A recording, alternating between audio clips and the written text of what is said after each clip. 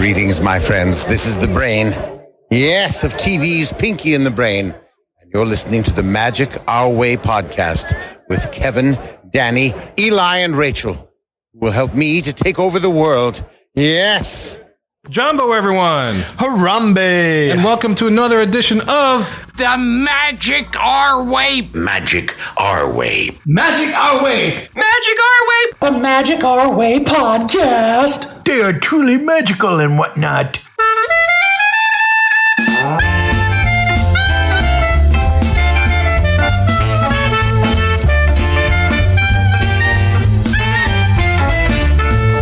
Asante Sana, everyone. You were listening to the Magic Our Way podcast from New Orleans, Louisiana. And on this show, we invite you to feel the libations. Feel it, feel it. We are artistic buffs and not artistic cream puffs. This is a show in which every opinion is welcome. MagicOurWay.com is where you can find us. For this show, we present a spoiler-free and spoiler-filled movie review of Inside Out 2. And look, this isn't your typical polished, practice, pixie dust, and Disney podcast. No way. We are not in the parks every day letting you know about the bone-in sausage, a very popular snack at the Tokyo Disney Resort. That's right, Kev. Yeah. We're not here to give you the bone. We're just here to tell you our thoughts on Inside Out 2. Yes, you listeners have the easy part. All you guys have to do is listen up to what we think up while we drink up. My name is Kevin. And I'm Danny. I'm Eli. And Rachel is out today. And look, the easiest way to support us is to leave a rating and a review on Apple Podcasts and or wherever you access our show. Also, be sure to like and subscribe as well as turn on those notifications so you never miss an episode of the Magic Our Way podcast. Just a quick aside, have you guys heard of the bone-in sausage? I have not until you just now said it. Me too. I was looking for something because normally I'll look to the news to see if find something odd, that would represent why we're not in the parks every day. Yes. And apparently Tokyo Disneyland is getting some flavored chips based on the flavor of the bone-in sausage. And when I researched bone-in sausage, apparently it's a very popular snack in Tokyo Disney. And it's exactly what you may picture. It's a big-ass sausage with a bone in it, kind of like a turkey leg, but without all the gristle to fight through. So it's literally, you can pick it up by the bone, eat the sausage, and you're good to go. In fact, their version of Gaston's Tavern has a bone-in sausage wrapped around croissant dough and baked, and it looks amazing. But there's a bone sticking out of the sausage. You hold the bone and you eat the sausage with the croissant. I was fine with just the stick. I know, I was too. I didn't need it to be an animal part. A stick works just fine. Why a bone? Maybe they would need to feel that animalistic. I'm eating remember the pork shank at Gaston's that they took away? Yes. It used to have a bone in it. Ain't got it no more. Maybe just like Splash Mountain, they kept it. They're like, we want the bone in the sausage. Wow. Well, unless there's a few dollars off for having the bone in the sausage, we don't need it. Yeah, I was going to say, if there was bone and sausage that I ordered, I'd send it back. Yeah, I'd be upset. Yeah, that's the first thing I thought. It's like, that's how you chip a tooth. yeah. But no, it's just used as a handle or a vessel, if you will, to get the sausage into your mouth. Yeah, stick works just fine. Don't eat the bone. Yes, no, right. Don't eat the bone. Stick, yeah. Well, anyway, look, I'm putting on my list for whenever we get to Tokyo Disney Resort. Okay. All right. Then I'll let you know. But anyway, trivia for you guys out there in Weekend Land. If you ever make it over to Japan, try that bone-in sausage, letting us know what you think about it. So enough of that jibber jabber, guys. Let's go talk about Inside Out 2.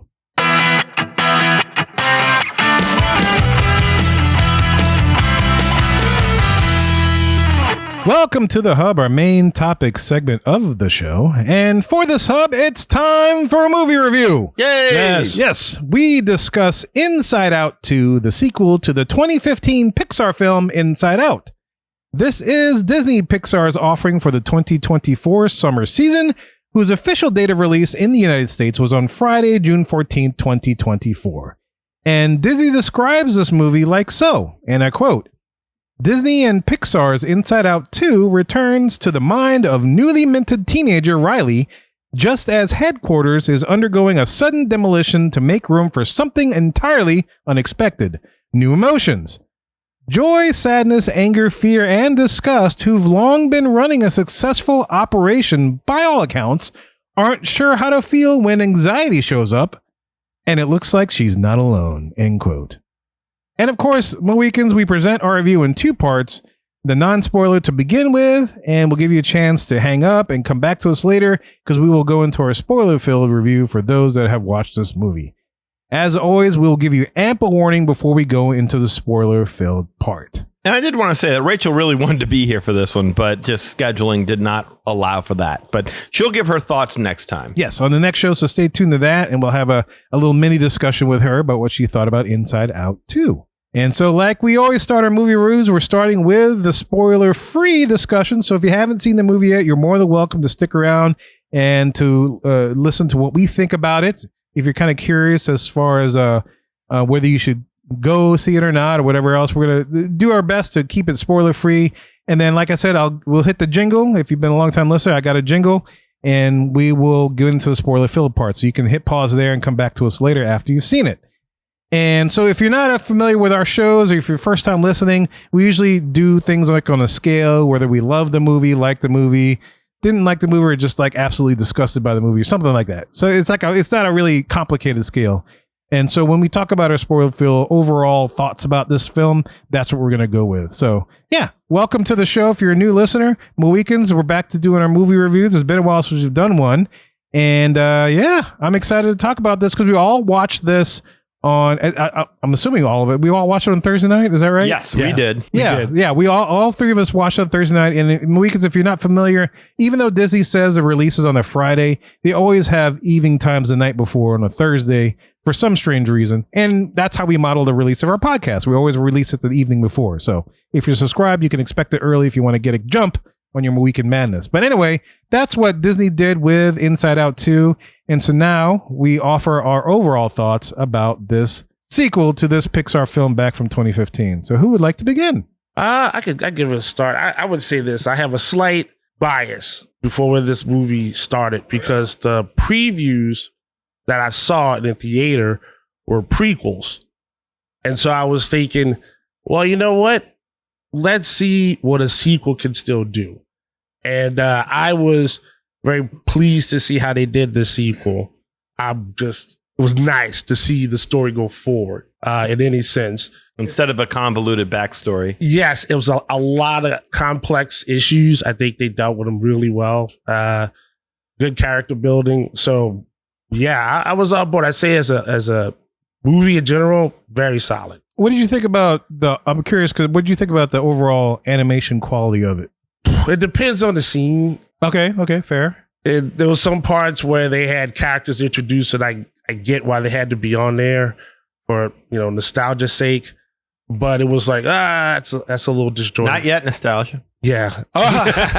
You see that? Exactly like that, yeah. It creeped in and then... And look, if you hadn't seen the movie, that doesn't ruin anything for you. No, absolutely not. You're fine. But yeah, that they can go back and deal with these issues and how it still affects Riley during her stressful moment it sounds like you liked it. I did like it. Okay. Can I ask you, how did you like the first film? I enjoyed it for what it was, and I thought it would be really tough to build on it because the characters are really defined well. This one just introduced so many different sets that I didn't realize affected a lot of other people. Okay. So yeah, I learned something. For my overall review, I thought I liked it. I was on the track to loving it. Because at the first, I would say the first two acts, I was like, oh man, I'm kind of into this. I'm enjoying this little ride. Let's see where it goes. They got to the third act. I don't know what happened, but it just took me out of it. But not in a bad, I don't know if it's a bad way or whatever else, but it's like something I realized, like, oh, okay, this is what they're doing. And so it just kind of like, oh, okay, so much for that. Not to say that it got preachy. It didn't keep me on the ride. The ride that I was on, the first two acts did. I'm kind of curious to see what that was. Yeah. I don't want to divulge too much because of this, but I did like it. I did enjoy it. I was very entertaining. There's some people that talk about, oh, now Pixar is on a resurgence. We'll talk about that later. But it's like, no. One movie does not make a resurgence. Right. There has to be a track record here. But we'll get into more of that discussion. But I like the stuff that Riley was put into. It seemed very realistic. As to Eli's point, very good next movie, the sequel into that, because of course that's what you're left with is that there's the puberty button in the first movie. And so if you haven't seen the previews of course it's in the previews, she goes through that. And so that's the next thing to expect. And so, yeah, I overall, I liked it. I'd be curious to see what my wife thinks because she is a school counselor and she studied all the things that Riley went through more in depth than I have. Okay. So I'm curious to see how she felt about it and how they portrayed certain things. like anxiety. And, that's not giving away anything because in the trailers, anxiety is all over the place. Yeah. But there's a whole other team of emotions that are introduced that they don't bring up in the previews and trailers. To their point, thank you for not giving us the entire thing, because some of those things I didn't really expect until day of I was going to watch it, and I started seeing things like, I didn't realize. Oh, okay, cool. That's kind of neat. How they did that. So good for them, and just focusing on the anxiety aspect. That's the only emotion that pops up after puberty. But yeah, there's a whole other slew of things that we'll get to in the spoiler-filled section. Now, that's an important point to be made is, when they release too much in the trailer and you kind of get a sense of the story, already in your mind, you're constructing how that story is going to play out. And so when you watch it back, if that story doesn't match up to if you feel like it kind of, your way of going would have been a better way to do it, it's going to underwhelm. And I didn't really have a sense of story in this one until all we knew is that new emotions were showing up and havoc was going to be wreaked. Yeah, and that's the thing with the trailers. Like when anxiety says we, and Joy's like, we? Who the others? But they never tell you in the trailers. I'm like, thank you, Disney, for not giving us the entire thing. Yes. Yeah. That was a nice, pleasant surprise when I first saw the movie. Like, oh yeah, she did say we. Oh, look at these dudes. And some of them, I'll talk about it in the spoiler-filled part. But so one of them I enjoy. It makes me laugh. Okay. And stuff. So yeah, so that's what I think. I liked it. I didn't love. I was on the road to love. But I would say it's a high like, but I did like the movie. I probably would go see it again. I'm not going to say definitely. At some point, I will see it again. Yeah. I would not be opposed to seeing it again. Okay. Like some other movies. Okay. All right. Going back to kind of what I asked Eli, it's hard when you get a sequel to not compare it to the first one. And I liked the first Inside Out, but I didn't love it. Not that it was bad. It was slow at times. It wasn't quite that funny as I felt like it could have been. I felt like the comedy was kind of lacking in areas because it was just so heavy on drama. Fair. And light on the fun and comedic moments. And so when it came along, they were lucky to get a chuckle out of me because we're really dealing with some serious stuff.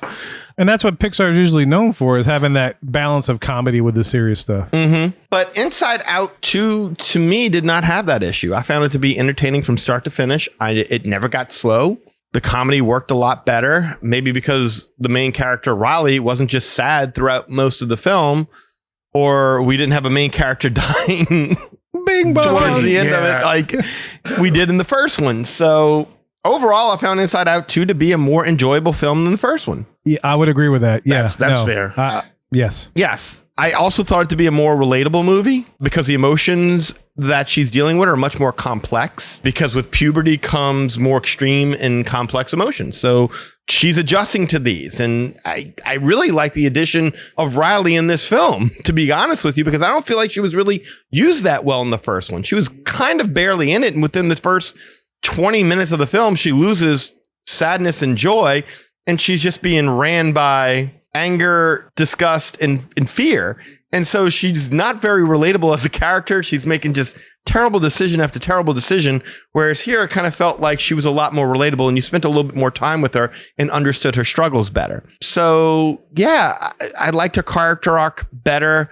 She just seemed more defined and, again, relatable. That to me was the main thing about this movie, is that the characters, the situation, it was all more relatable than the first movie. To your point, Danny, I just want to say I have an older daughter that's about 15 that was going through, pretty much going through the exact same things that Riley's going through. And she was the only one crying in this entire movie. There's some point where she felt all the feels in this movie. Well, and I've actually heard people saying that, like, this is bad because they're introducing kids to this concept of anxiety. So you're going to have all these kids walking in the theater going, guess what, Mom and Dad, I have anxiety now. And it's like, no, not really. I've heard that argument. Yeah. Yeah. They make it clear that the anxiety doesn't even set in until 13.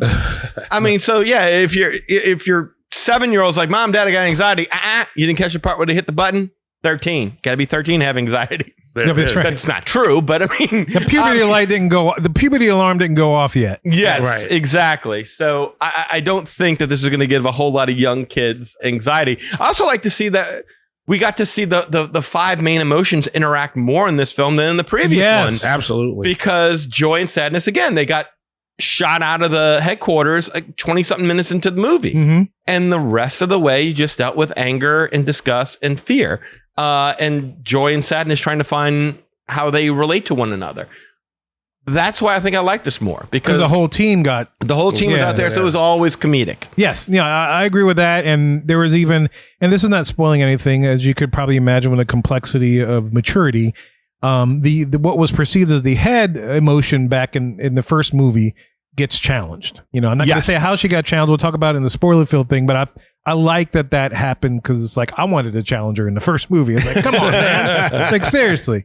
But yeah, that's my thoughts on it. I mean, at least my non-spoilery thoughts on it. I really liked it. Was I blown away? No, I wasn't blown away. But is this a huge step forward? Yes, this is a huge step forward towards getting away from making movies that are clearly messages that they want us to adopt, as opposed to stuff that we're already dealing with. Right. I completely agree with that. I like you said, I too was very happy about this. Yeah, it's a nice balance for sure. I mean, even if you're a teen going through it, or a parent that's like, I had my daughter doing track, so like in some instances I understood better what was what, so it made it more relatable too.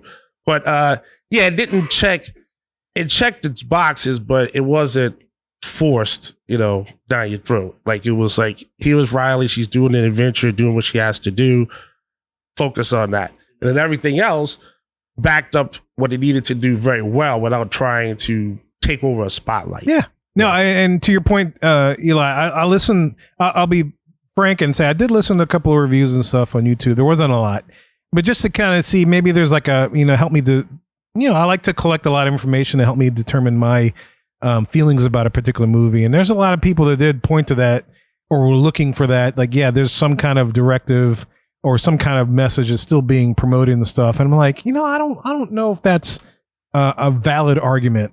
And then we'll discuss it more in the spoiler-filled parts, because I have to give away some stuff in order to do it. But it's like, I don't know if that's, there are reasonings as far as, yeah, there is a message. There is kind of some kind of weirdness about wokeness that still can be found. But I think they're digging a little deeper than they have to, or needs to be, or than that is warranted, So yeah, I just want to preface that. I do think, as far as families taking this, because I know there's like some kind of thing out there where it's like, oh, don't take your kids to see this, because like you said, Danny, it's like, yeah, they're gonna start talking, 4-year-old 5-year-olds start talking about, oh, I got anxiety and stuff like that. Yeah, and it's like, do you feel like this is a good families are safe to see this movie? Oh, 100%. I would agree. Yeah. That's ridiculous. In fact, if anything, it'll help start conversations, help tell your kids, this is what you have to look forward to as you get older. It's not real. It's your mind making up these things. It's a conversation starter, I would say. For sure. And like I said, like, if they're too young, the movie makes it very, very, very clear. Riley's dealing with this because she finally became 13. She finally became, she's hitting that puberty age and stuff, which you were nowhere. Like my two youngest ones, they couldn't relate completely. Like I'll say my middle child didn't like it. My youngest child liked it. I mean, this is 9 and 12. And so, but they didn't relate as hard to it as like my high schooler. I mean, she's just finished freshman year of high school, and she was just bawling. She was like, oh, I don't know. Did Lily go? Yes, Lily went, and we're going to have her on to give her thoughts towards the end of this. I don't want to make her sit here and listen to a bunch of old people talk. That's just kind of not her thing. Can you speak to how she overall felt a little bit, as far as, or what you can gather as a parent what she felt about the movie? Yes, she loved it, and she felt that this movie spoke to her and spoke to what she was dealing with in her life, and really helped explain what she was dealing with in a way. Because kids, look, we all think that kids are honest. They're not. And they hold back a lot. And when they deal with something and they're kind of ashamed of what they're dealing with, or what they're thinking, or what they're feeling, they won't say anything about it. And I think this kind of made her feel a little bit more normal. The idea of, sometimes it pops in my mind to do bad things. Dude, that's awesome. That's not something that kids want to, And I think, just to give some context, I think Lily has more of an extreme probably connection to this, because the way the schools are set up in New Orleans, Mohicans, it's like you may or may not be with the same people that you were in grade school. Right. My daughter, my oldest, she's in kind of like what everybody else in the country is like, at least in public school.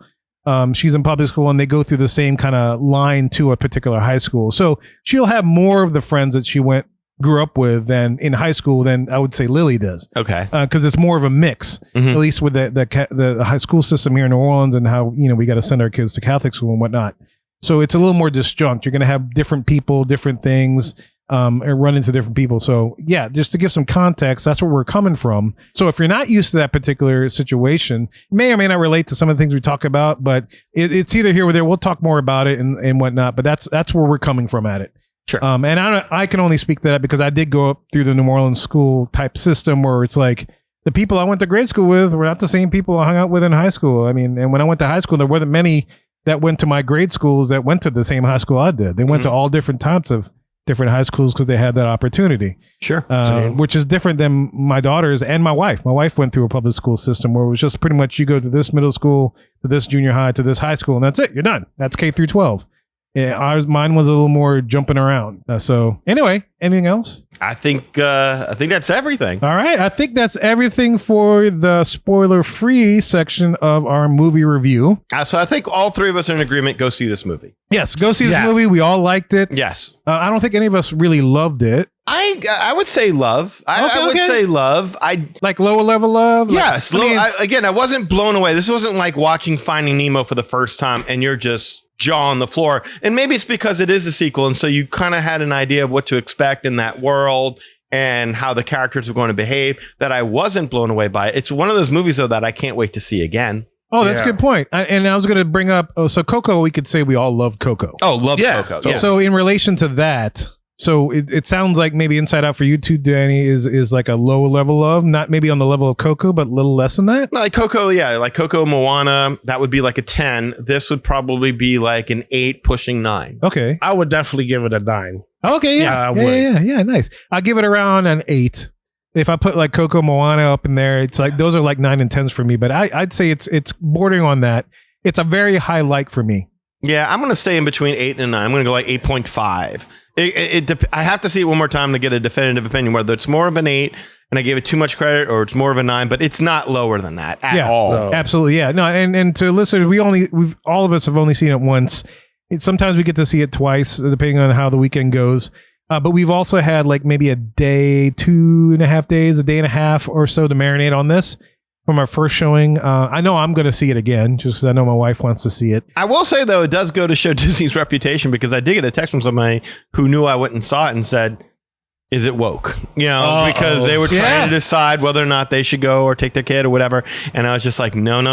You're gonna have a good time. Yeah. This isn't telling you how you should see the world. This is telling you, hey, these things that you're dealing with, we're going to take what you're already feeling and put it on the screen, and you're going to connect to something that you didn't even know was inside of you. Right. And even though there's one thing that if you're looking for this, you may notice, but I'll bring it up to the guys to see what they think in the spoiler-filled part. But that's what we're about to transition to, is the spoiler-filled section of our review. So if you haven't seen the movie, please hit pause, go see the movie, then come back, listen to the rest of this show so you can get our thoughts on the spoiler-filled stuff. And of course, we'd love to hear your opinions on it.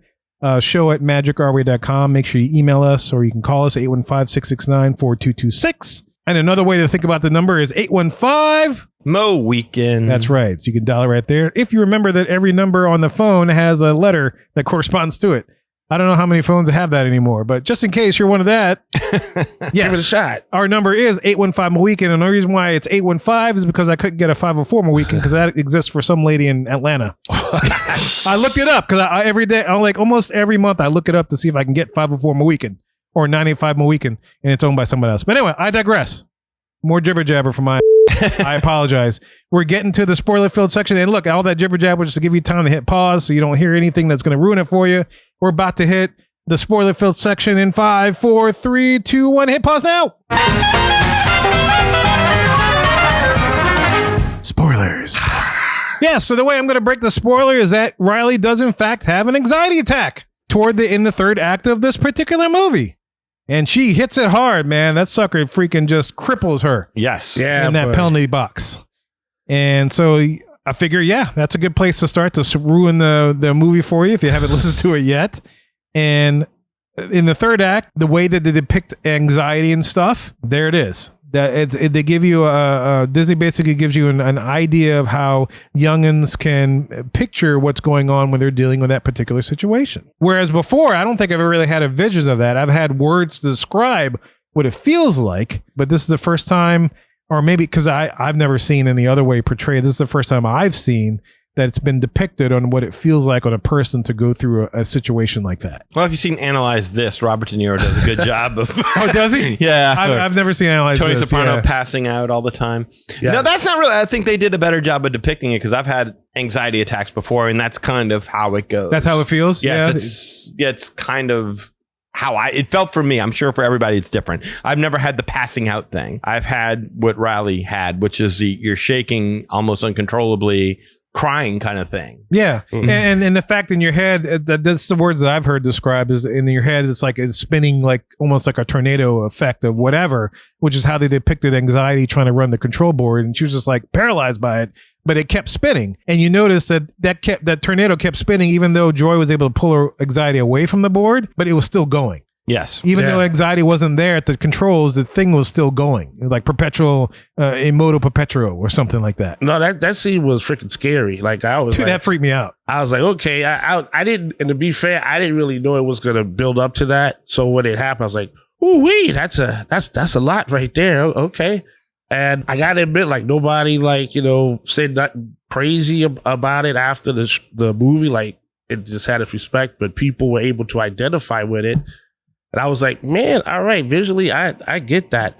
But the character itself was really fun and complex. Anxiety you're talking about. Yeah. But I do like the other crew as well. The OG crew or the rest of her team? Well, I like the OG crew because of who they are, but no, the Talk rest about of the new her team. emotion. Oh, yeah. The new emotions, I'm a big fan. Yeah, I can't, I was like, what is it pronounced? Ennui? Ennui. Ennui, I like, yeah. oh, that's a new one. I thought it was French Or, way. as Joy put it, wee wee. Wee wee. Wee wee, yes. Which I thought was one of the funniest Yes. lines. Oh, it was great. Yeah. I'm going to call you wee wee. Wee wee. Yes. Yes. Like, no. Yes. And the fact that ennui was French. Oh, so Yes. yeah. Let's talk about the new emotions. So we haven't okay. seen the movie. Let's talk about this conference of new emotions. I love the fact that ennui was French Yes. Yes. because I feel a little bad because it's like the stereotypical French. Because I remember Robin Williams making fun of that type of French. Yes. Like give a secret to a baby, kind of because and she was French and just like and stuff. I don't know if the French are really like that. I've never been to France. I know Danny has. Yes. I have not encountered that in every French person I've met. No. Did I see it in a couple? Yes. It did make me laugh. I'll say that. It did make me laugh. I was like, yes. It's ridiculous because in today's day and age, it's like, yes, no stereotyping, no cultural stereotyping, no personality stereotyping. And Disney completely did that with French people with ennui. But Yes. it was funny. It was worked. funny. Yeah. It was absolutely. I thought she stole every scene that she was in. Oh no, absolutely. My oldest loved it, especially the part when she freaked out when she lost her cell phone. My oldest was like, I totally felt that. I totally felt that. Ennui was like, oh, where's my cell phone? Yeah. But I'm just saying, he reminded me of like art students that I knew in college. That's what I thought. that's awesome. That was fun. Like, oh my, not now. Shout out to SCAD. Woo, woo. Right. First one ever do it, baby. But but I was like, oh, that's older. That's older people emotions. So maybe I'm a late bloomer. I'm not sure. But yeah, I got a good laugh out of him. Wasn't that emo back in the day? That type of personality? I think emo did embrace that particular emotion a lot. Yeah, I would agree with that. Yeah. I didn't do research. I just was like, nah, that was called emo. I remember that. They just change the terms all the time. But I tell you- that Ennui's name's been a while, around for a long time. Yeah, it's been around for a while. I just never think about it because I don't think about. I'm not. That emotion doesn't run my board as often as much. Mhm. And perhaps one of the reasons they made her French is because ennui, it just sounds French. And so, yeah, I mean, it's a French word. So It is a French word. Yes. maybe they didn't go all the way in stereotyping, but it was stereotypical. It was stereotypical at some points. Yeah, when she was just like on the chaise lounge, just like, Yes. oh, Joy is so passé in the past. She is so old.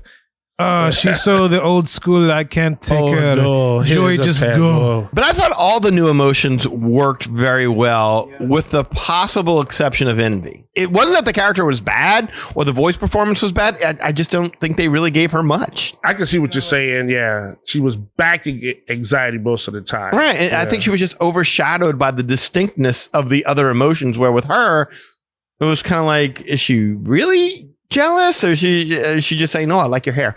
Like, Yeah, I know. I would agree with that. She's But- tricky. I thought the voice performer did a fabulous job. I just don't know that the character stood out. I don't think they gave her enough to do. I enjoyed the occasional appearances from Nostalgia. Nostalgia was awesome. Oh, I loved her. I want more nostalgia. That was great. No, Nostalgia. I was like, oh, she was awesome. I don't know why I thought that they were going to actually go back to her to get the answer on how to get back, to the control panel. I don't know why. That would have been a good way to do it. I like that. I was waiting for that reveal, but I was like, oh, well. Well, she could only function off of what Riley's already done, and clearly Riley has never dealt with this before, so it wouldn't make any sense. That's why she kept coming out. I was like, that was 30 seconds ago, Nostalgia. Stop it. Yeah. And that's fair. That's what I thought about. Too soon. It's a whole, space-time continuum thing. That ain't ready for that. But Anxiety really made this movie work for me. Well, she was the lead emotion out of the new group. Just to round out the new group, we got Embarrassment, which I thought was hilarious. I loved the Embarrassment, especially because he had a butt crack. I don't know if y'all noticed that. Yes, definitely noticed the butt crack. I was like, oh my God, they gave, I told the kids, like, oh my God, they gave Embarrassment a butt crack. I'm like, what? Like, come on, man. It was a very slight butt crack, but it was definitely there. It was easy. There was somebody whose job it was to animate that butt crack. Mm-hmm. Yeah. And I thought it was interesting that every other of the OG emotions had kind of a partner except for Joy. Yeah, that's what's kind of... Did you notice that? Yeah, it's kind of one of the negatives, I would say, within the movie itself. It's like... Joy didn't have an offset. Well, no, just that Joy's the only positive emotion. Everything else is negative in nature. And maybe Nostalgia, you could say, is positive, I suppose, but she was barely ever even there. But there wasn't a love emotion. There wasn't a hope emotion, interest in anything positive. Like, Joy was really the only positive emotion. It's really... Yeah, without Joy, you really have no movie. You just have a mess of a human being. Maybe we get that in Inside Out 3. Maybe. Where Joy gets some team players. Just for the listeners that are listening, just to kind of explain what I'm talking about. Of course, anxiety and fear. And fear, in fact, says it is like, oh, we're going to be great friends. Yes. So they partner up. Embarrassment and sadness. Partner up. Disgust and envy. Partner up. Joy doesn't really have it. It could be nostalgia, which I could totally see, because when you reflect on good times of the past, it's always in a positive light. But they never really established that. So Joy, and just to back up what I was saying, Joy was the only one that didn't really have an offset to what Danny was saying, like love or hope or whatever else. And you got to imagine Ennui's offset would be anger. Anger, yeah. It would definitely be anger. Although I never saw them share a moment like we saw with the other ones. No. But would they really? No. Angry on Ennui. Ennui was just like, Angry was like, you pissed me off. But going back to anxiety, I was worried about it. Like when I saw it in the trailer, it was like when you saw all the emotions and anxiety shows up, it's like Sesame Street. A, because she looks like a Muppet. She does. But B, because it's like one of these things is not like the others. I mean, all the other emotions look somewhat human-like. Anxiety is the first one. It just looks like a Muppet, like a monster. Like she doesn't, and I know that was purposeful because anxiety can be a monster, I suppose. But it was definitely a distinctive difference. So I was really, really worried about how she was going to affect the movie. I mean, anxiety, fear, it kind of seemed like the same thing.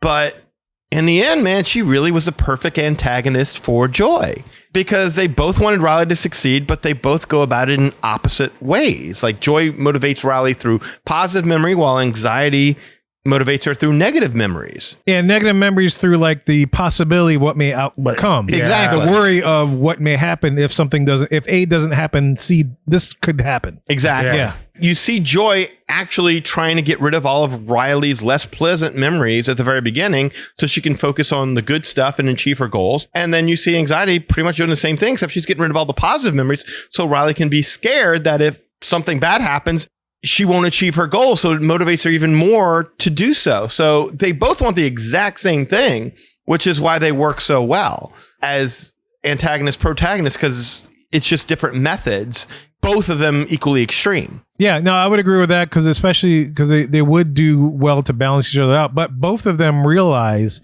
that you can't just shove those more negative kind of, or any of experience that's not in line with what you're thinking to the back of your head, because the things that are in the back of your head also make up who you are. Right. Yeah, because you could tell by, like, there's a point in the movie where they're building like her personality. I guess it's a tree. They never really said what it is. That thing was trippy. Yes. That thing was trippy, and it's like all the positive stuff that Joy made was nice and smooth looking. It's tree. a sense of self. Yeah, sense of Yeah. self. Anxiety's tree was a little more jagged, and the way that it constructed, you could see Yes. the angles and points, whereas Joy's was more smooth. But it's like when they were making it back to headquarters and they had a big avalanche. And if you remember, they had to plant these particular memories into this pool of water that grew the personalities. All the personalities that came from the back of mind came into that pool and grew too. It created a different tree with both of their memories intact, which leads to think, yeah, you need all of that to be who you are. Absolutely, because every memory Joy was jettisoned to the back. It was everything embarrassing and terrible that she, not terrible, but embarrassing and stupid that she did that might cause her anxiety, which is why anxiety was so effective when she came in, because Joy was shooting stuff back over there. What was it like? You know, oh, that back time, of the head. Yeah. you forgot the girl's name. That was Yeah. embarrassing. Or the guy turned to wave and you waved back, but he was really waving to the girl behind you. All those things that, ooh, yeah. That created awkward moments. Yeah. For her, yeah. Boom, don't deal with them. So when anxiety comes in and she's using all that, like, yeah, you don't want anything bad like that to happen to you. It's the opposite effect. So they motivate her very similarly. They both make the exact same mistakes. I thought that was really, really good. Yeah. Yeah. I especially like the scene where they go to Imagination Land. Only to find that it's all been changed, which in and of itself is kind of both perceptive and sad, because, yeah, as you get older, you deal with more reality, and as a result, you become less imaginative. So that in and of itself is sad, but while they're there, they find that huge pillow fort has been converted into what appears appropriately enough to be an animation studio that is cranking out nothing but terrible ideas. Yes. And immediately I'm like, whoa, is this the filmmakers taking a shot at Disney? Yeah. I would think. A little Because retrospective. Anxiety's like, yeah, draw this and draw that and make it bad. Do it like this. I'm like, is that Kathleen Kennedy or anxiety? That's awesome. It's their voice. It's the way they put the voice. Yeah. It made me wonder if the filmmaker was like, yeah, we'd love to be doing something wonderful and imaginative, but we're being told to keep pumping out this garbage. So And that's we've what we're said that doing. on this show a lot of times. Yeah. We feel like that the creatives are being stifled by some person in the ivory tower. That's why I said last time when we talked I said about how listeners were asking us about doing the Bulletproof show. And I'm like, I think the people working there and the Imagineers, the animators, I think they're all capable. It's just bad leadership. Yeah. It's just they're not willing to take creative risks anymore over at Disney, and I think that's the problem. Exactly. Yeah. No, I completely agree with that. And I love that particular scene because then it's like the first time where they actually fight, Yeah. where Joy and Anxiety kind of go at each other. And Joy finds a portal to Anxiety's world. Is like, what the heck's going on? Anxiety's like, what? And everybody is drawing and it's like Minions, which I thought I was like, okay, are you projecting on the Minions movie that's coming out, that Despicable Me, which may kick y'all's ass? I don't know, but it may or may not. This turf war happened. It's too much. Yeah, no, I thought it was pretty good. Yeah, like Universal and Disney are battling out in the movies and also in the parks. Unrelenting optimism or fear failing. Yes, Yeah. exactly. That's the only two ways of motivating, apparently. And both are powerful motivators. It's just that, yeah. What I like is that the movie demonstrates that anxiety isn't all negative, which is something that I didn't even consider. And that in some situations, anxiety can be very useful. I mean, too much fear, you become crazy, you have a panic attack like Riley does, but a manageable amount that can help motivate you or keep you focused or make you aware of risks. And so it actually kind of put a positive spin on anxiety, and you see the positive of it. And because of that, you don't hate anxiety. You see what she's trying to accomplish. You see what she can accomplish. Yes. Right. Because and to your point, Danny, it's like I love how like anxiety would do something and then you immediately cut to a scene of Riley doing it. Exactly. And how she looked and how she reacted, which I thought was like, oh, that's great. You see the internal struggle, but then you immediately see the external struggle with Riley. And, and we're talking about the scene specifically where she goes and looks at the coach's notebook. Yeah, Secret that's- notebook yeah, where she keeps all the secrets and thoughts about the players in that particular hockey camp or whatever else. And so You see that more evident in that particular scene. So yeah, Danny, absolutely. I completely agree. I thought it was a good way to portray like how this could be a positive to where it could drive her to do better or to drive her to do something, period. Instead of just sitting on the couch, just like being ennui or sad, just like, I can't do anything. I'm out. It's like I'm motivated to do something. The something may not be the exact thing that I need right this second, but at least I'm not on the couch just feeling sorry for myself. Exactly. Right. I'm doing something. And going back to what you said before, I definitely like the new belief system, that sense of self that they did, more than that core memory stuff that they did in the first film. That, I don't know, she had a memory and it formed a different island of her personality. I find it more true to form, the sense of self that she had, because all these special memories can weave together to give you your sense of self. I think I like that because of the complexity of it, Yes, right? it's more realistic. Now that I've seen this movie, I feel like the first movie is like, it should be pretty simplistic because she's not that advanced yet as a person, as a human. Right, because no one walks around all day going, I'm a good person. Right. We all have our doubts, like, oh, maybe I should have been nicer. Maybe I should have handled that a little bit better. Maybe, we all have those doubts about ourselves. Yeah. So it's more realistic. Yeah, it's all about the balance too. And I mentioned this, at least for me on the show. It's like there's always a balance between bad or good. Yeah. I'm not a good person. I'm not a bad person. Do I have those bad moments? Oh, yeah. Do I have those good moments? Oh, yeah. Yeah. Guys, you don't want to see Kevin's bad side. No. No. No, and I think that, like you said earlier with Joy, it's that, she had to question herself too and what her role was. I love that. Everything. Yeah. Yes. And I thought that was a very, powerful, defining scene, for the character. She was like, all right, you know what? I'm still Joy. I got to, rally everything together. And that's when it got fun again. But it also says a lot to the anxiety character because, she was doing her thing. I mean, she was teaching ambition in a kind of crazy way. But once she kind of got a little too obsessed with it, then it was like, well, anxiety couldn't even control herself. Yeah. At one point. She was at the controls, just like, and it took Joy to kind of help her get away from the control, but it didn't stop it, which I thought was kind of neat. And that was a good rebuilding moment for Joy. Yeah. When she came back and tried to slow everything down, but then the console called her back, at the end. I was like, special moment. I love that you brought that up, Eli, because of that one moment where Joy, he brings up like anger is like, you're delusional, or I forget I don't know if it was anger or what emotion said it. Like Joy's delusional, something like that. And so there was a point of reckoning for her, which I love because it's like in the first movie, it was like, oh, Joy's maybe borderline pixie duster. You're too much. It's too much. But maybe with a simpler person, not as many hormones. Yeah, that's accurate. But now I love the fact that she then questions herself. Is like, it's so hard to remain Joy when I'm surrounded by you guys that are always so freaking negative. She realizing herself that it's tough work to do what I do because of what else I have to deal with, and so I relate to that point because I try to be as good as I can be. And when there's like a lot of negativity around, because it's like, I have to be that strong for my family, for myself, sure, if anything else. And so I like to see where Joy has a moment of doubt, because that made it a little bit more relatable instead of just like, oh, you're so, like we talked about it last week with the Tiana's Bayou. It's like pixie dusters never see anything bad. It's like that extreme. And, people that are negative never see anything good. It's like, a moment there, Joy was like, yeah, there's some things that I'm really dealing with myself.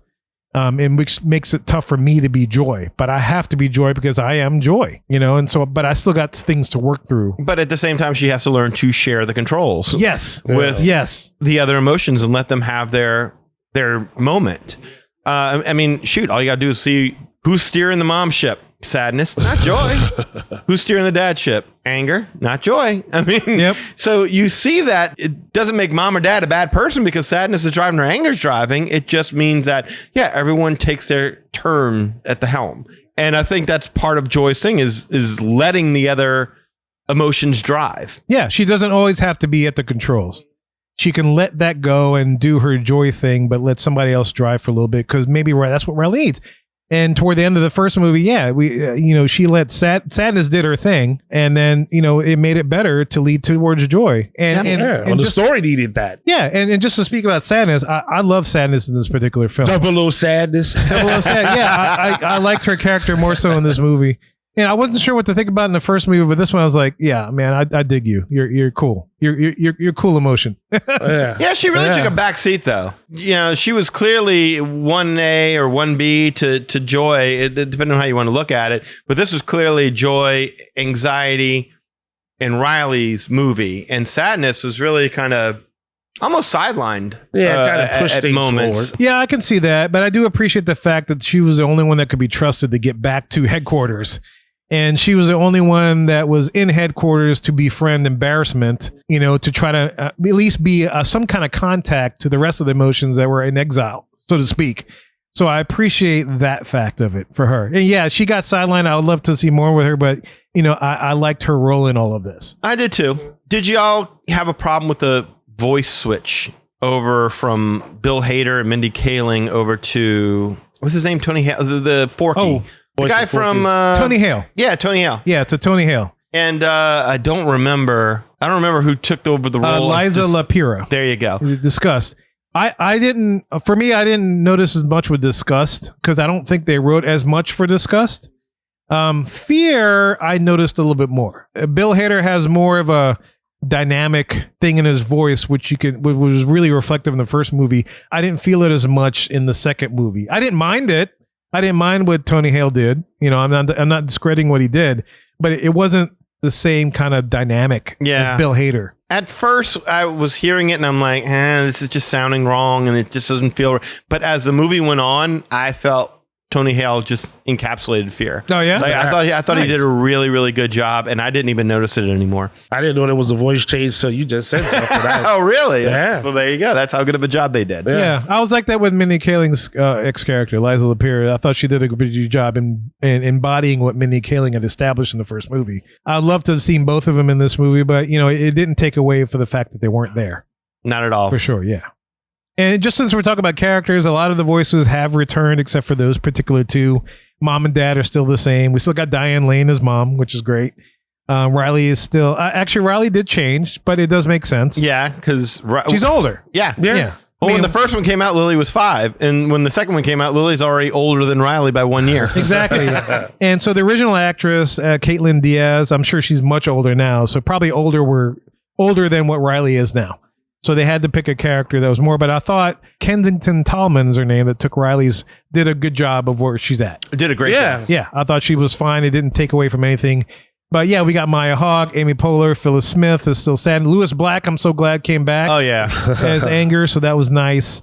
I thought he was criminally underused in the first one. I agree with I agree with that. I felt like he kind of got a little bit more of a chance to shine in this. Pouchy.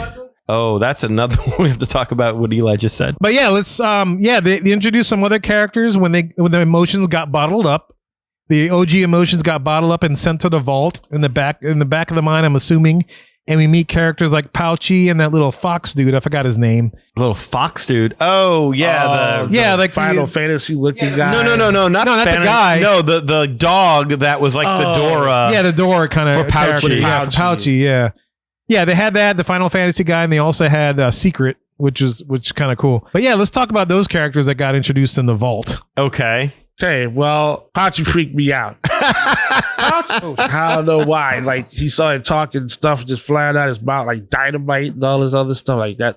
That's a lot, but I thought when Anger held him down and started oh, dude, he sounds like I lost it. I'm like, wow, that is so wrong, but so funny. Dude, I guffawed when that happened. My kids were looking at me like, what's wrong with you? I was like, no, this is hilarious. Yes. You know, she shoved her hand up in Pouchy's face and he's like, we need more dynamite. There you go. Bluefy was the name of the character with Pouchy. Yeah, the 2D and then the 3D, that was a little off-putting, but I got used to the power of Pouchy. Yeah, they definitely made Pouchy look cheaply animated, as well as Bluefy, I would say. At first when it happened, I'm like, seriously, what are we doing here? And it's like, oh, I see what they're doing. But I think, it was like the generation of when those characters would have existed, right? Yeah. Mm-hmm. And so I appreciate it. I especially love the Final Fantasy guy because if you remember when he was trying to get out the vault and he had trouble because he had like that little lip of the vault and he couldn't jump it. Yes. So he had to go like 8-bit kind of Wreck-It Ralph kind of out of the vault. Yes.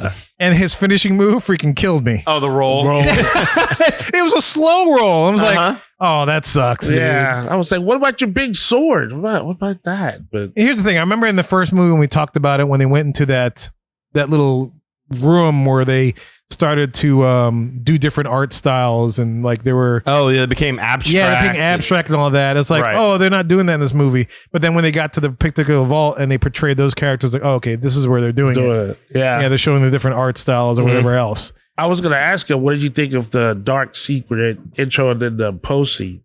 Well, the post scene didn't kind of pay it off. I'm glad that they went back to it because I think everyone in the theater was like, what the hell did this girl do? Yeah. Like, really? Like, what? Like, what did she do? That was so terrible. And then you hear the secret, and then Joy says the secret, and it's like, oh, well, yeah.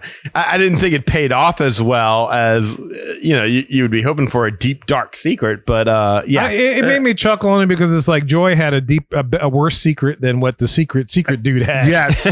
And then when Joy said it, the secret dude was like, oh, and he went back into the vault. Like, And she's like, oh, well, there he goes. He's going to try again.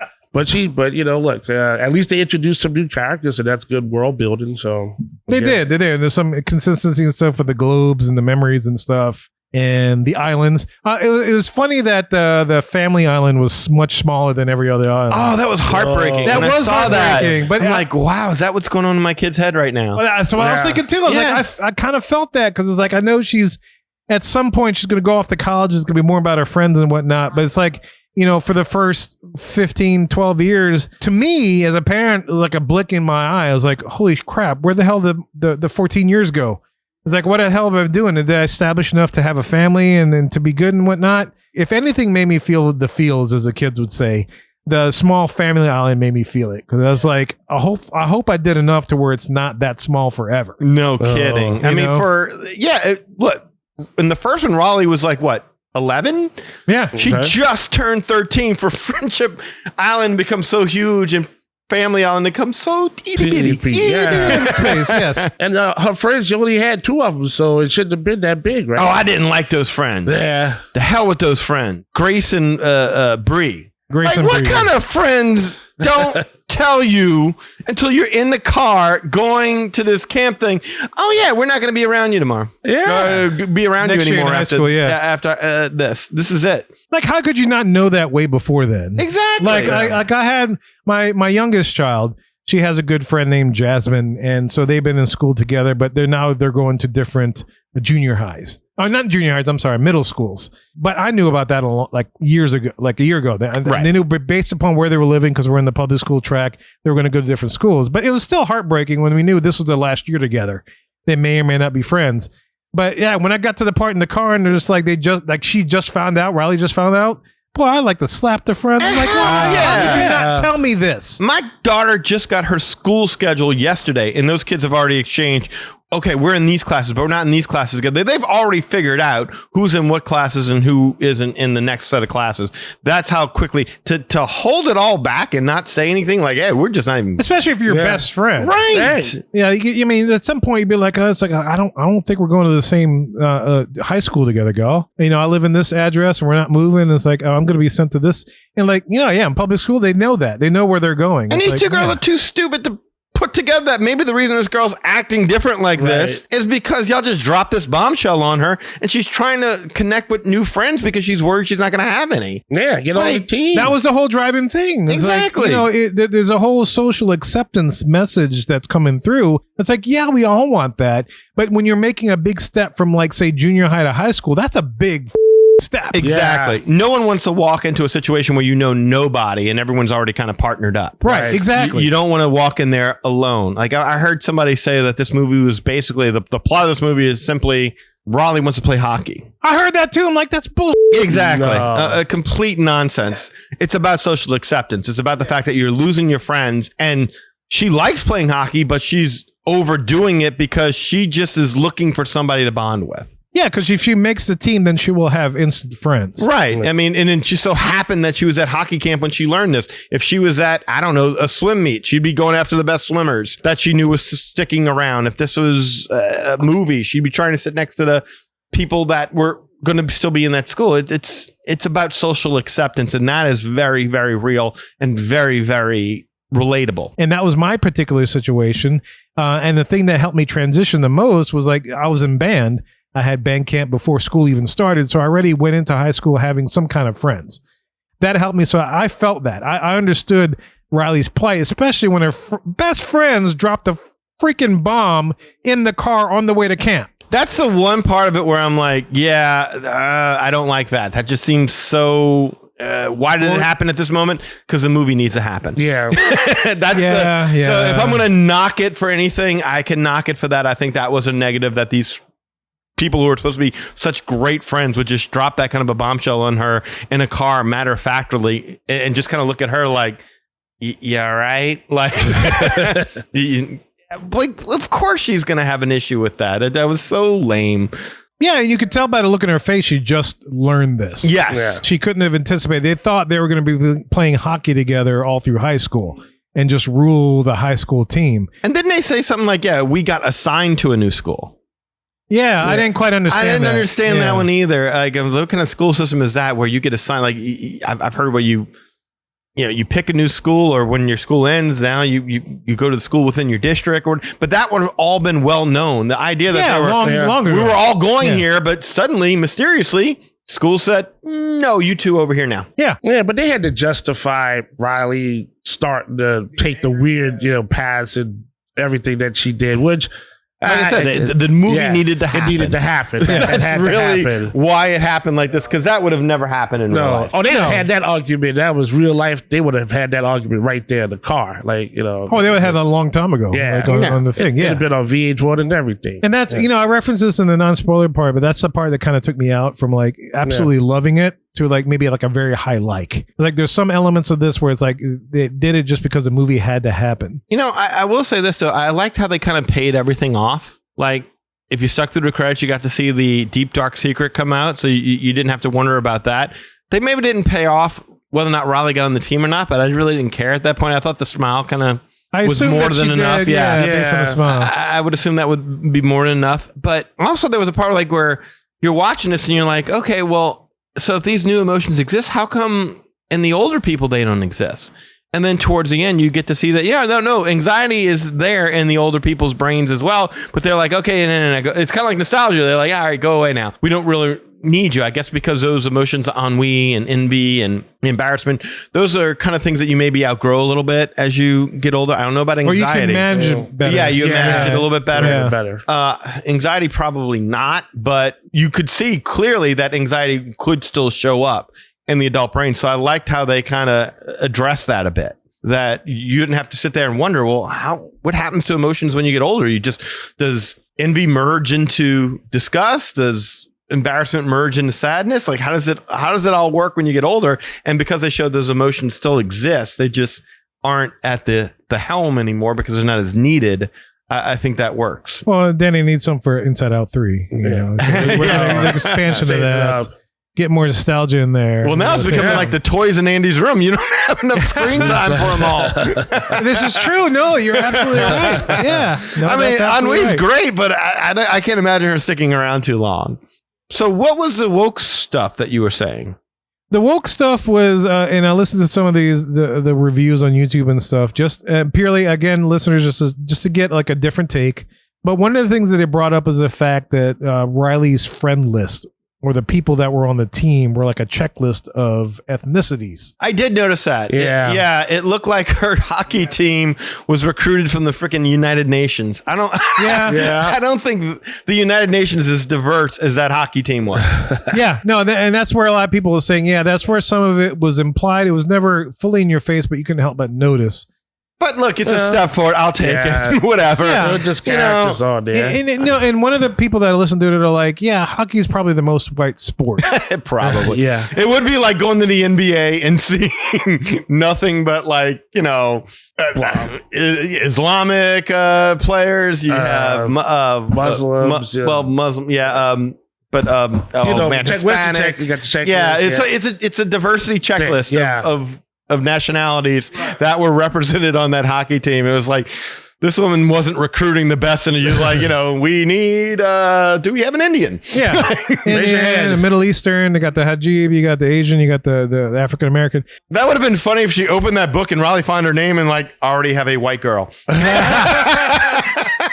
Box check. Oh man. Oh man. But yeah, no. So to their point, I can kind of see that. And at the same time, it is California, but it's not going to be that extreme. No. It's like the dwarves. It's like the dwarves in Wish. It's like it was so purposely done that it's animated. It's not like you had a casting call. What can I tell you guys? All the guys that tried out for the hockey team all just happen to be the best actors of different nationalities. This is drawn.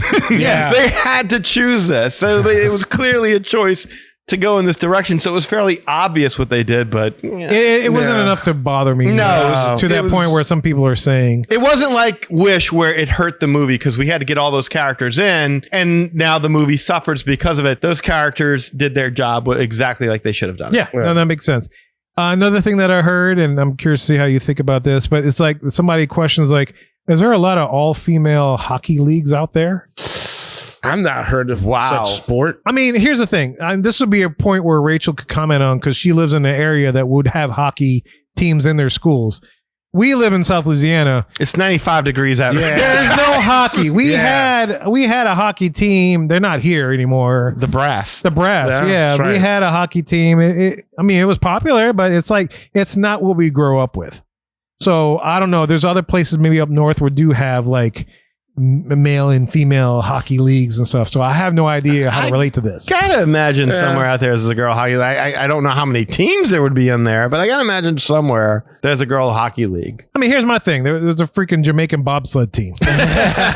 Cool runnings, baby. I mean, come on. Anything's possible. Yeah. So I mean, that doesn't bother me as much. So those are the two main points that I heard in the stuff that that maybe elicited that they focused on as far as woke. And I'm like, I don't think that was as much in my face. It qualifies. It does. Yeah, it's it's a slap on the wrist as opposed to running a red light, kind of thing. Like, I'm sorry, maybe a better analogy would have been like, it's like, running a red light as opposed to killing somebody. And then there's one other thing that people are talking about in this world, is the fact, like some kind of lesbian girlfriend thing with the older hockey player and Riley and stuff. They keep trying to push this, and I don't understand that because the first movie you had the boyfriend generator, which they used to get tall at one point in time, so it was clear Riley was into boys, and you see Mount Crushmore in this movie, and yeah, I mean, she was even into a boy band that she has to deny liking and stuff like that.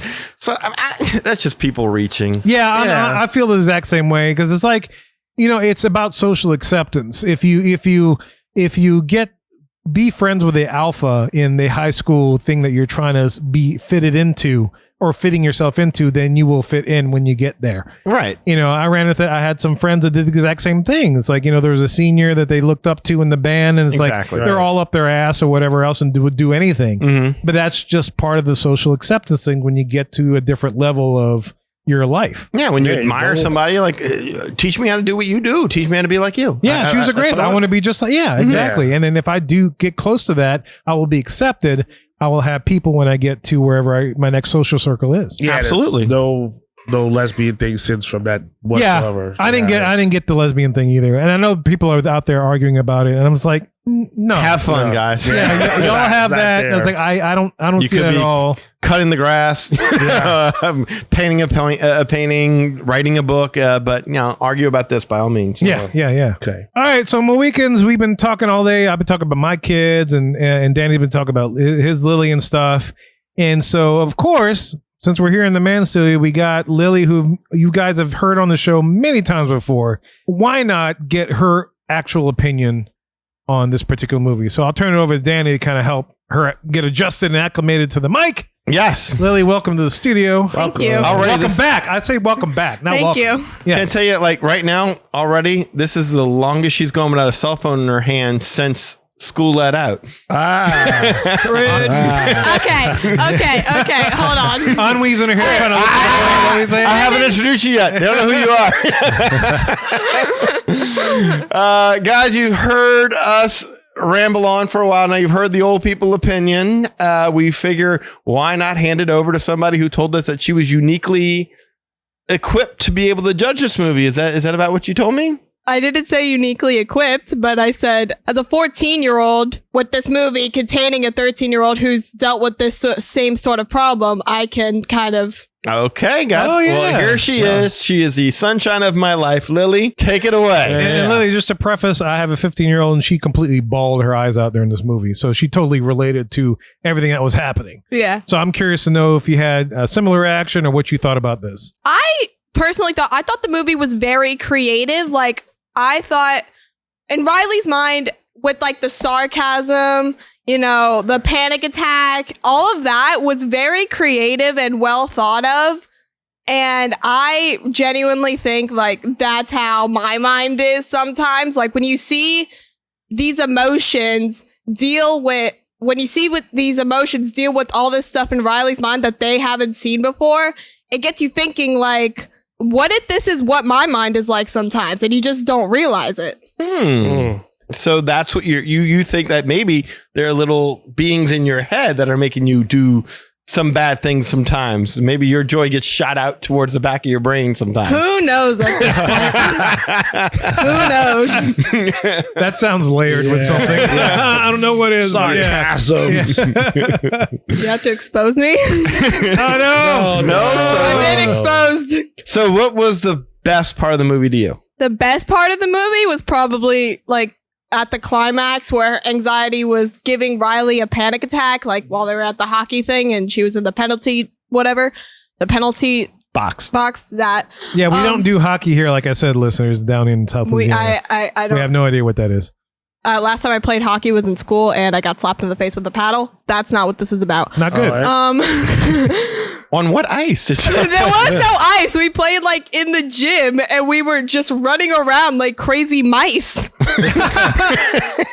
Again, listeners, like I said, we live in an area that does not do hockey. Did you have sticks? Yes. Okay. And Yeah, we had sticks and they were like long ones too. So when you hit somebody, that hurt. That's I like can playing imagine. Quidditch indoors or something. It's Quidditch without the brooms. There you go. There you go. All right. So yes. what did you think of Riley's friends, Grace and Bree? As someone who, you know, has felt that within the last couple of months, I felt like it was a very good depiction of like what can happen when you see somebody who you admire, but you could take that admiration and put it like so much higher than what you have right now, because you can't just take an admiration and say, all right, I have this. It's not set in stone yet, but I can just remove all my friends and my hyperfixations. Did you think that was messed up of them to reveal that last minute to her that they weren't going to the same school anymore? Not really. I did not think it was messed up. Is it typical that they would do something? For me, it's typical. Interesting. Really? Okay. Your friends would not tell you until like the last possible second? Hey, Yes, I would. Yeah, y'all already shared each other's school schedule though. Y'all know when people are going in what classes.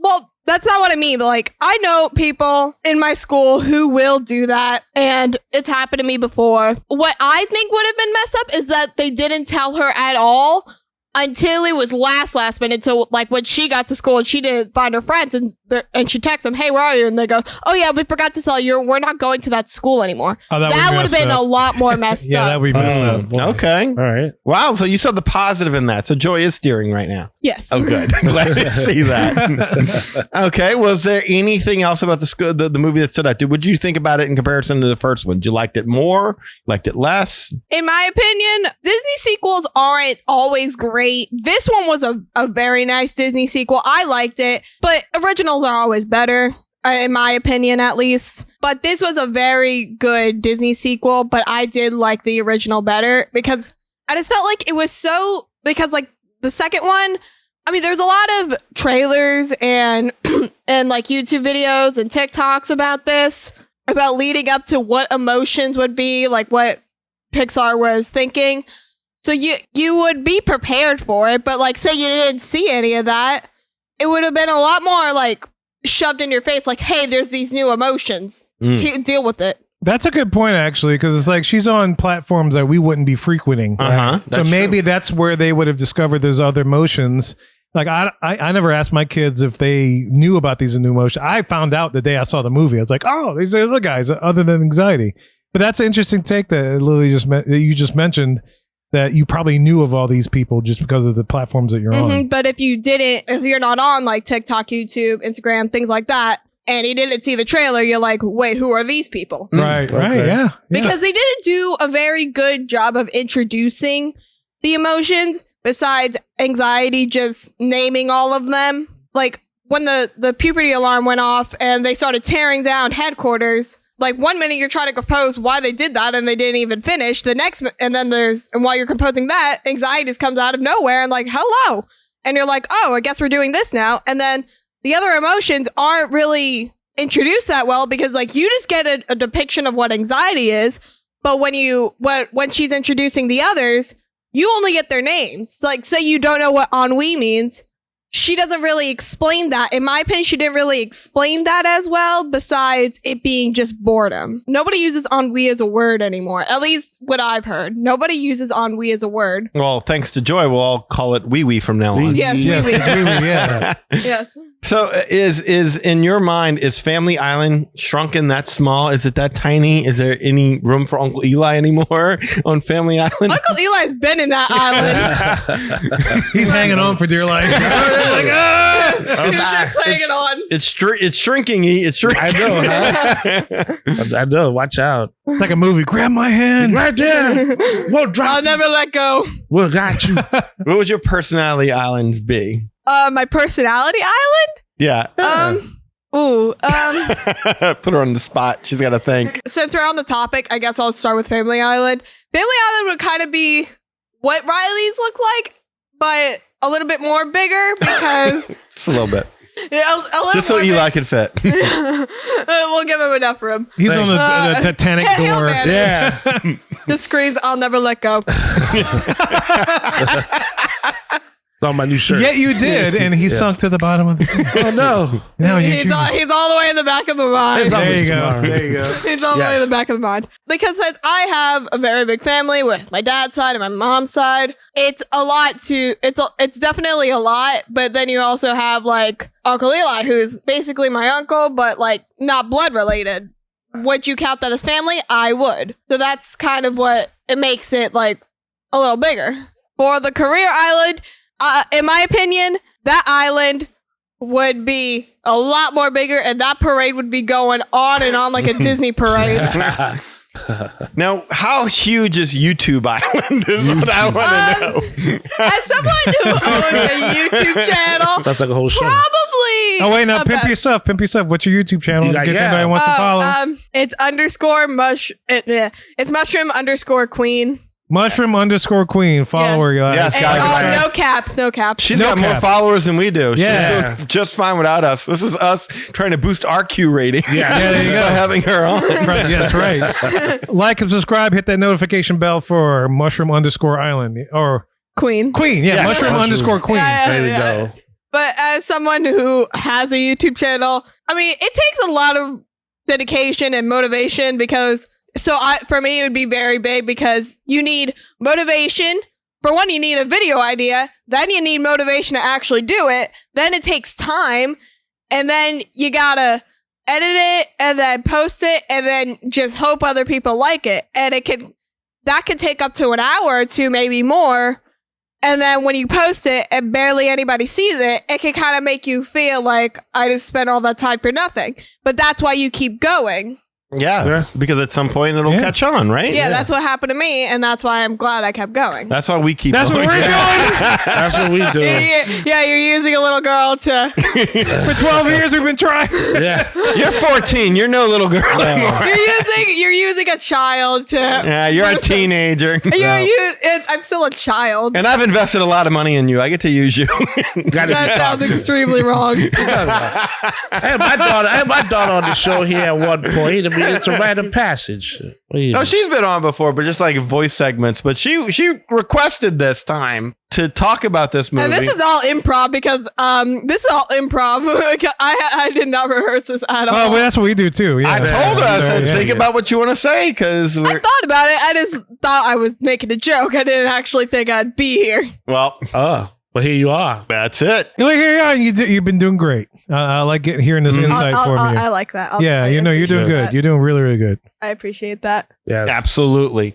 All right. Well, thank you for your opinions. Anything else? Yeah, is there anything else you want about this movie that you want to get out there for the Mohicans to hear?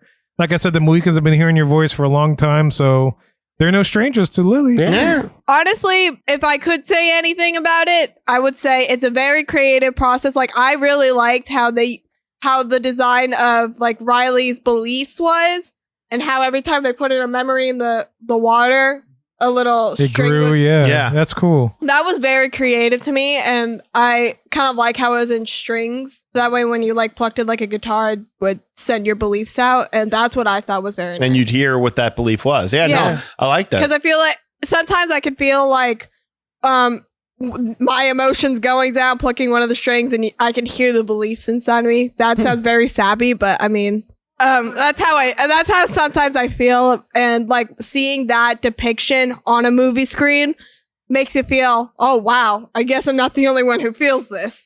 Oh, I like Yeah. that. How do we get a ball inside of you that when you pluck it, it says study for your tests?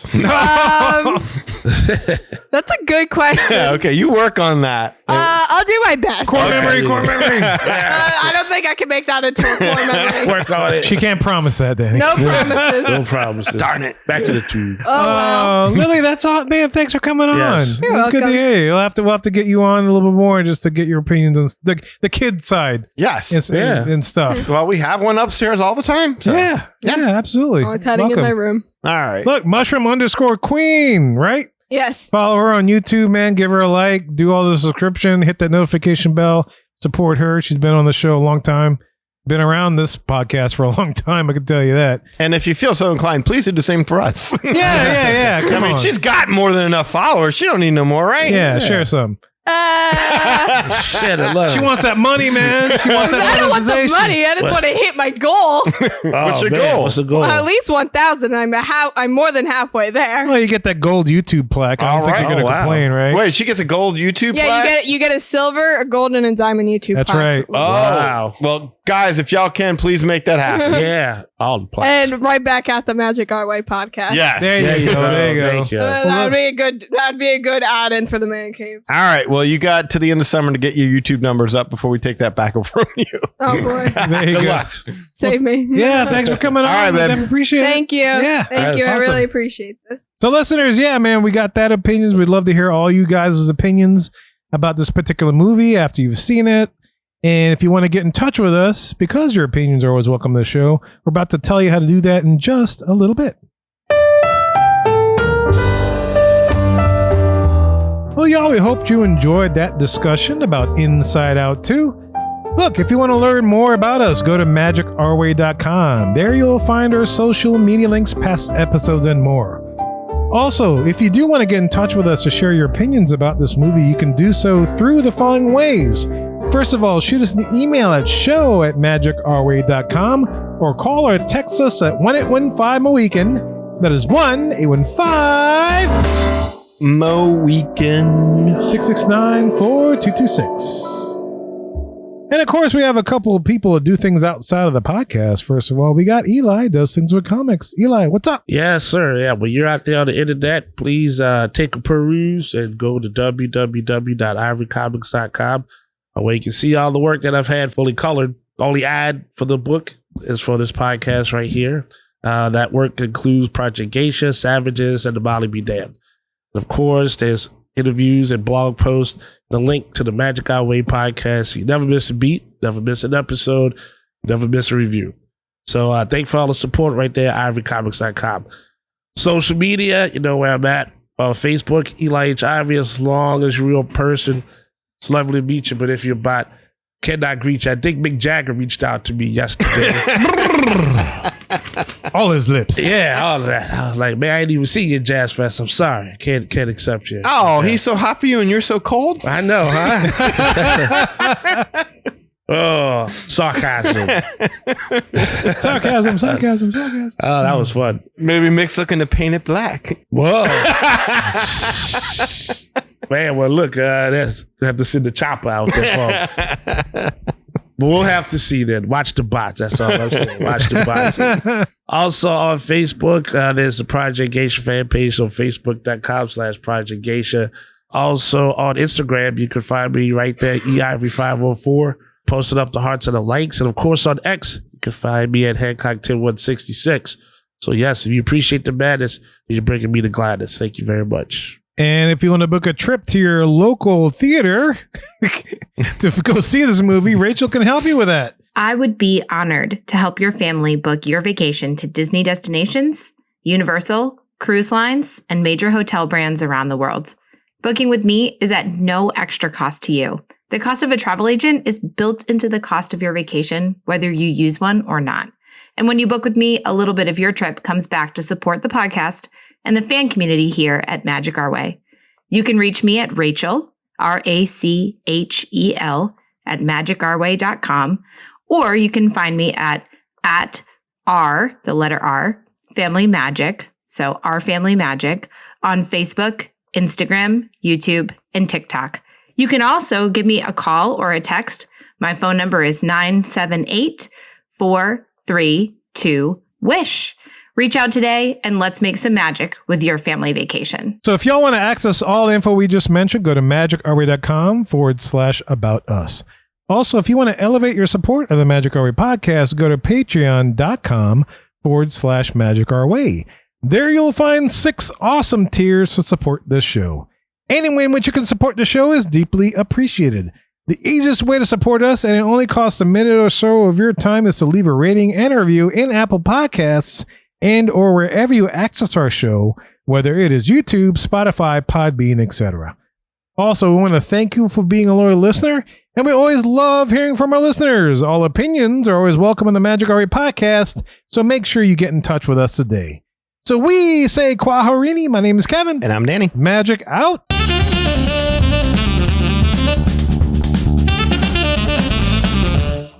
And you are. Bye!